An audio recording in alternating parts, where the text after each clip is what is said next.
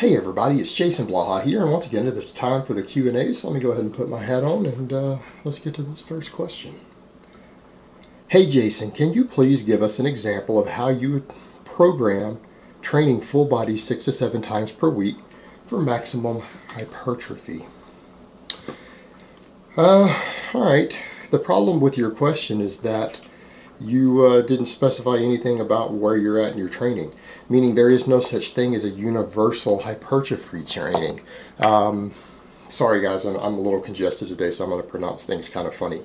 Alright, because here's the problem we run into.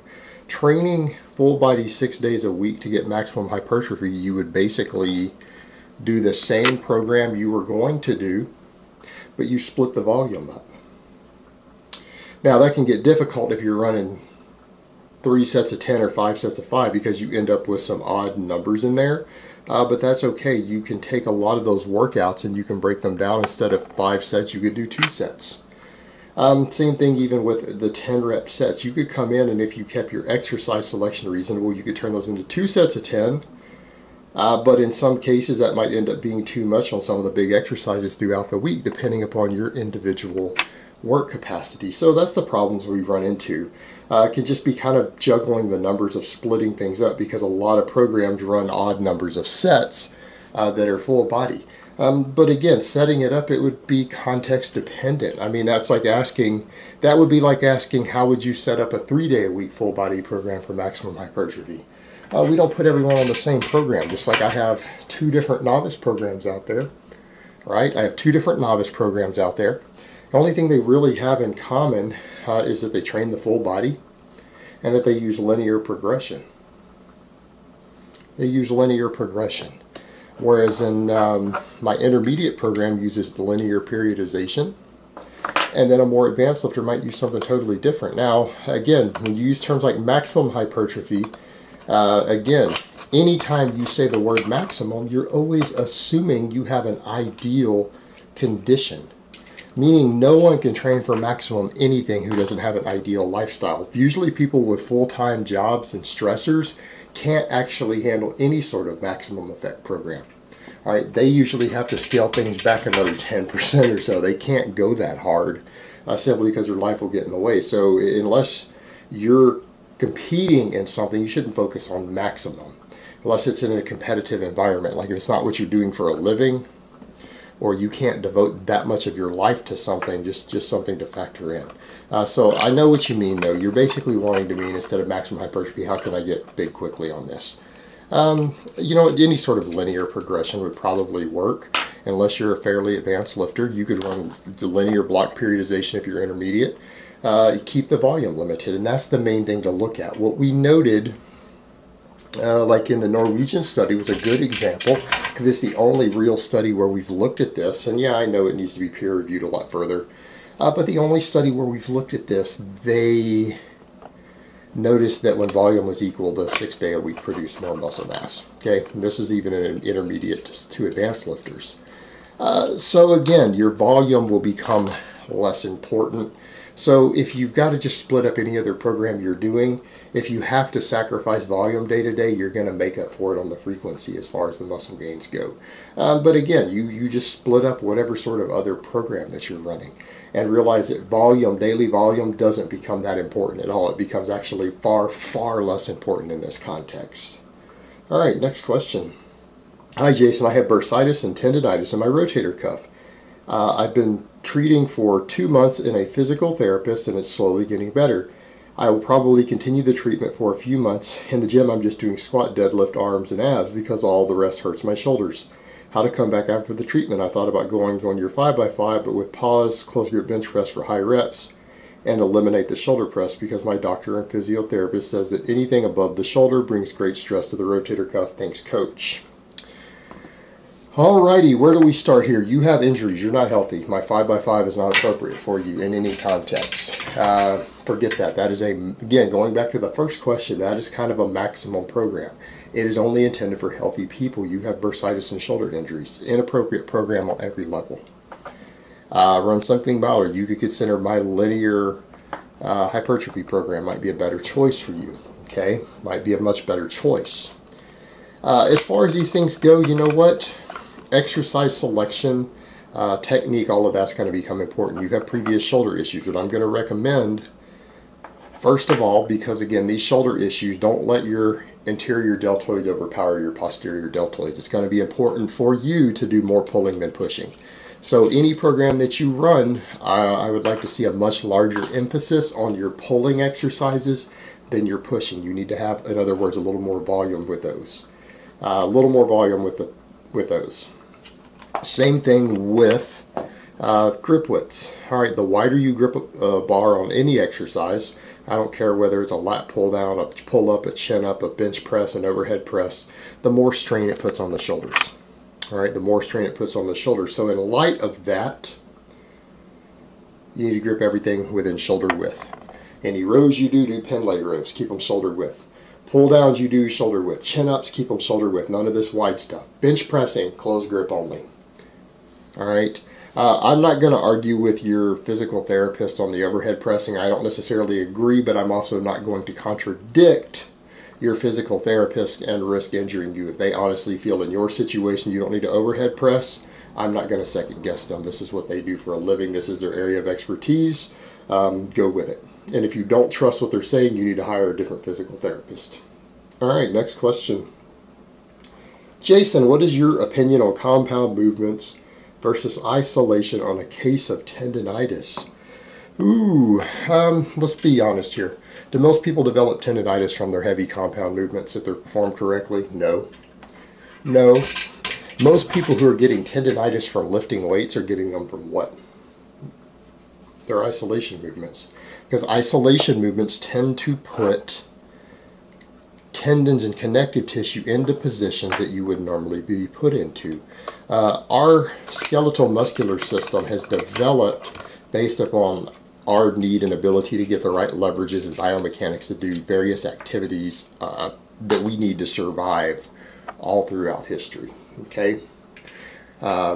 Natural movements, pushing, pulling, throwing, grabbing, grappling, all sorts of stuff that involves multi-joint situations. A lot of isolation movements create angles and torques and lever arms that you wouldn't actually be subjected to in any sort of real environment. Therefore, maybe our biomechanics are not always ideal for those exercises. Okay? Just throwing this out there.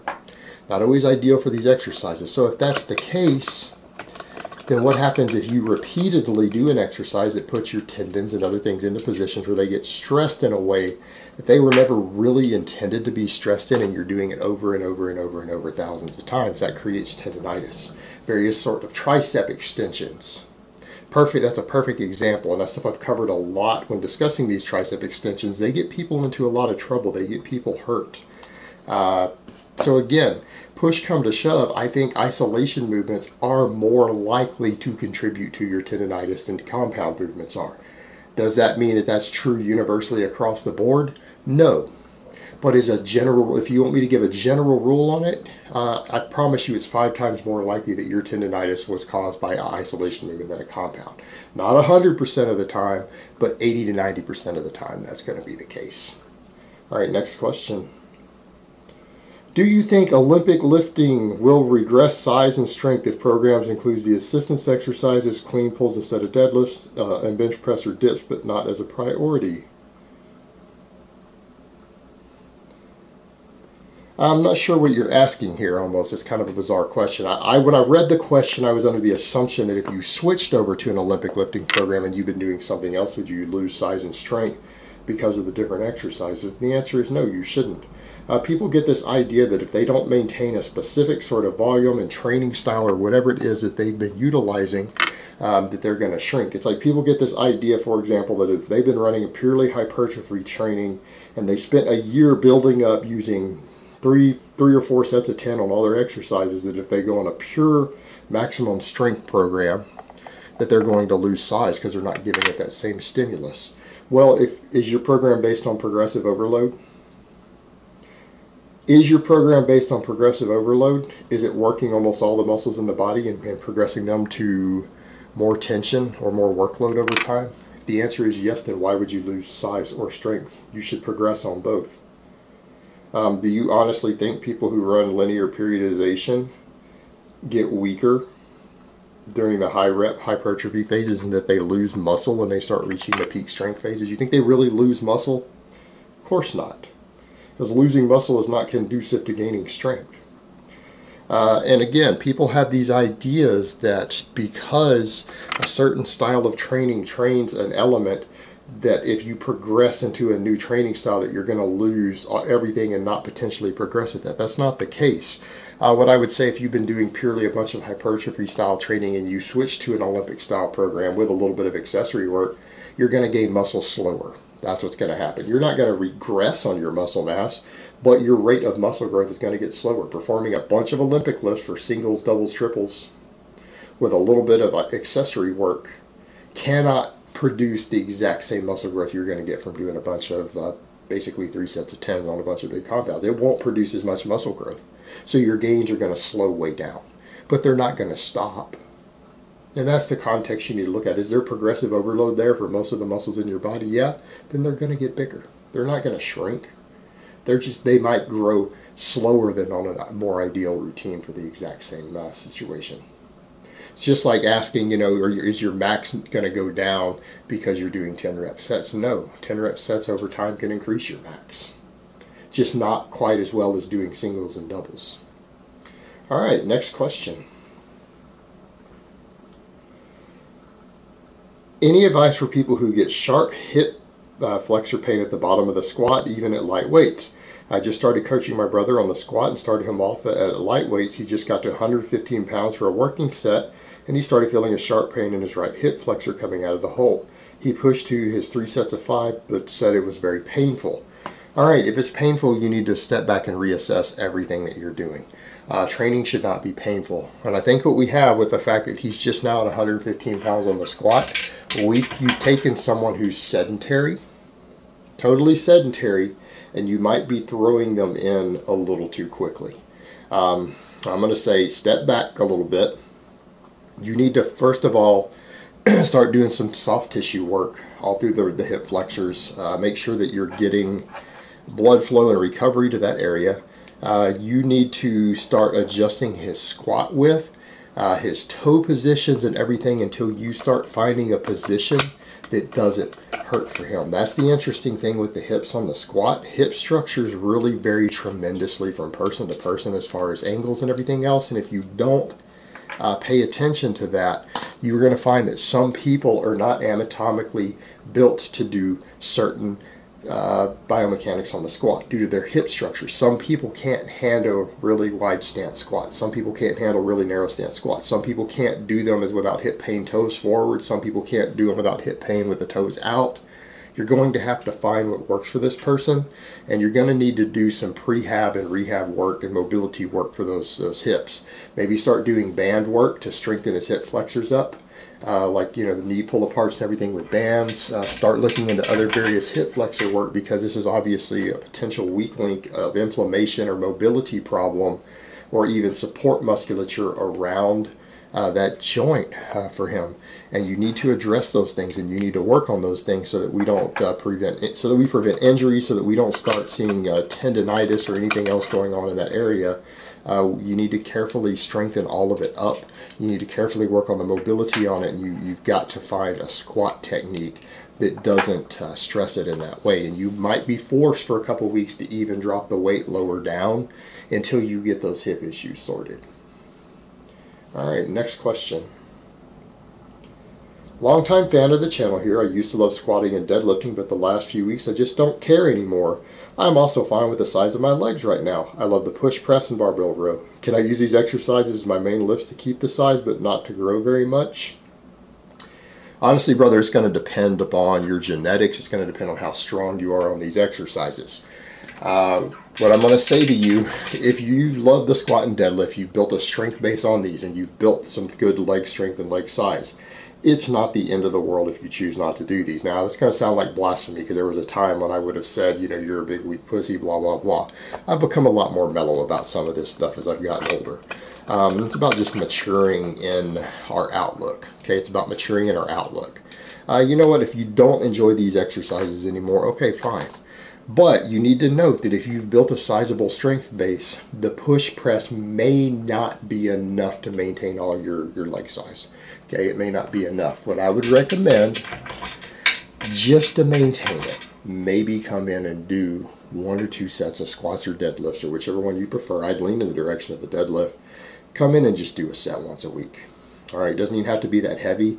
You may need to maintain that so that you maintain your leg size. And it probably isn't going to grow on that. If you don't progress on any of those exercises, you're probably not going to see any growth in your legs. But you want to at least sustain your leg strength, because like I've said, there's even a lot of long-term studies looking at older people, things like that, showing that leg strength absolutely affects longevity in the long term. So I wouldn't recommend that you completely cut out all leg work, but you could certainly minimize it. You could certainly minimize it and still maintain what you have, and maintain it for many, many, many years. And just not focus on progression, and that will free you up to focus upon the things that you really want to do. And like I said, I mean, push presses and barbell rows aren't exactly fluff exercises. It's not like it doesn't sound like you're trying to be lazy in your training. You're still doing some pretty serious heavy barbell work. So I don't think you're pussing out here in any way. So I don't want it to come across that way. But you will need a little bit more than that in order to at least maintain what you have. Because trust me, you don't want to lose leg strength and leg size. It's very beneficial to you to have at least a base built there and to maintain it. But if you don't care about progressing on it anymore, then you don't need to do the volume and progression it takes to do that. We all have our own personal goals. And it's not for me to decide what your personal goals should be. I can only give you advice on what's probably best for you in the long term in terms of your health and fitness. All right, next question. Hey, Mr. Blaha, thank you so much for answering my question last Sunday. My new question is that I haven't been able to go to the gym for almost 2 weeks due to school, work, and studying for finals. It has been 11 days to be exact since I haven't been able to lift weights. I've been doing light hiking 3 times throughout this whole time. Would this be able to help maintain my performance when I can finally go back to the gym? I'm afraid I may have lost size and strength gains. All right, brother. You know what? I understand because of school. Is that what it is? Let me double check. Due to school and work, studying for finals. All right, what I'm going to recommend next time that happens, because I've covered this before for other people, you need to deload. You know what? You can squeeze 20 minutes in. You can squeeze 20 minutes in every 3 or 4 days to get a deload workout in. No matter how busy you are, you've just got to find a way to work that in. 20 minutes. Work with 50% of your normal weights, even if you get 1 set in of all your basic exercises with half the weight you've been doing. And you know, when you're doing 50% of your work weight, skip warm-ups. So warm-ups are going to eat your time up. They're going to eat your time up. So what I would say is get in and do something. Get in and do some deload workouts. If you have to take 2 weeks away due to finals, work schedule, all that stuff, get in and get at least in 2 weeks, try to get 3 deload workouts in of 1 set. You know, even if it's only your basic exercises, I promise you, you can do it in 20 minutes. If you normally do 400 pounds on the deadlift, come in and do 225 for a work set. 1 work set, just come in and do it. If you normally are squatting 315, throw 150, 160 pounds on the bar, do 1 set of 5, 6, whatever, be done with it. You could come in and do a deadlift, a squat, some sort of press, and a row, and be out of the gym in 20 minutes. Just grab a barbell, get to them, make it efficient. You don't need to warm up for those. If they're 50% of your normal work sets, promise you, you don't need to warm up. There's no need for you to waste time doing that. But yes, you will regress. If you go 2 weeks without lifting, you'll regress a little bit. And you're going to feel worse for it when you get back to training. Again, you can do it in 20 minutes or less, I promise you. You just have to find a way to squeeze the time in. And it'll help with the stress relief of the finals and everything that you're going through. So that's another big thing that you've got to factor in there. If you're working and you've got finals in school, you're going through a lot of stress. That little tiny amount of stress relief can pay off handsomely in terms of just keeping you sane while you're trying to go through that, so that it brings the stress levels down to a more manageable level. Then you don't have to stress and worry, are you losing strength? Because if you're forced to deload for 2 weeks but you still perform the exercises, as long as you're getting enough calories in and enough basic sleep, I promise you, you're not going to lose strength. And therefore, it's going to be one less thing for you to stress about and worry about. Because, you know, you ask the question, and that does tell me that you are stressing about it, that you are worried about it. And that's understandable. None of us want to feel like a goal that's important to us for our overall life has been interfered with by other goals that are also important to us if we can manage it. That can be stressful. And that should also help give you that peace of mind as well. Because I promise you, deloading for 2 weeks, you shouldn't lose any strength, any significant amount if you do that, as long as you get in and do the exercises. Otherwise, yeah, you are going to lose some strength, and it will take you a couple weeks to regain it. All right, guys, but that's really all I have to say on that today. I hope it's been informative, and I will talk to you guys next time in part 2.